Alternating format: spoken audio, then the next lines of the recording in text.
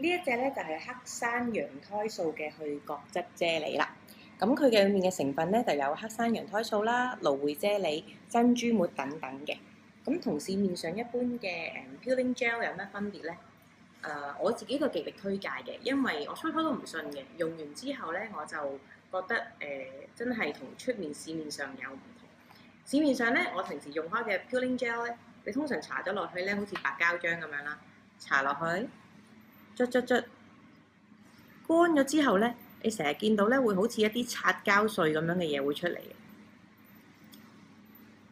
成日會覺得啊，我乾咗之後咧，一定會好似擦膠碎咁啦，你一定會捽得出㗎。咁但係呢一隻咧，係當你捽第一次嘅時候，你會見到見到有啲擦膠碎開始出嚟啦。好正常啊！出面一般嘅都會一樣咁樣嘅效果嘅。好啦，捽完一次，咁佢會幫你去咗角質層啦，令到你咧之後譬如話敷 mask 啊、搽啲潤膚品嘅時候咧，都會易吸收啲。好啦，我捽完第一次啦，好多擦膠水啊，我將佢抹咗佢。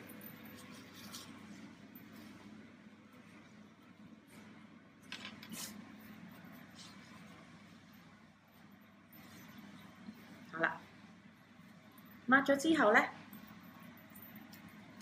為咗試下究竟呢一隻黑山羊胎素去角質啫喱嘅成效咧，我再試第二次。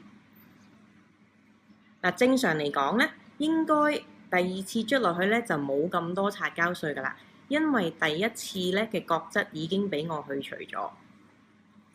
出面市面上嘅咧就係你每一次搽第二浸、第三浸都好啦，都不停會有好多擦膠碎出嚟嘅，所以你成日覺得咦都唔知係咪真係有效。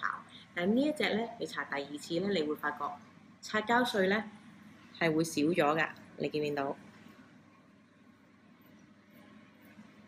依然都會有少少，但係咧佢會比第一次咧係少咗好多嘅。咁即係證明咧呢一隻咧係真係有效。譬如話同出面嗰啲比嘅話咧，唔會話第三、第四次其實次次就好似白膠漿乾咗，你捽翻出嚟咁樣。咁同埋咧，你見到皮膚咧係白淨咗㗎，比頭先第一次做嘅時候，摸落咧亦都會有水潤質感嘅。呢一隻咧就係 Hibis 嘅黑山羊胎素去角質啫喱啦。如果想知道詳細情況咧，亦都係瀏覽我哋以下呢一個網址啦。